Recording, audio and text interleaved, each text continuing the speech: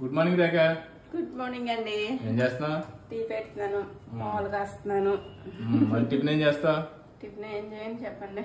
ఇప్పుడు పులిహోర చేయ. ఇప్పుడు పిండి పులిహోర చేయమంటారా?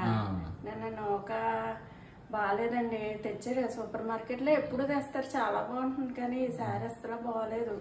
అమ్మ ఇస్తానంది కానీ నేనే వద్దులే ఎందుకు అనేసి మానేసాను.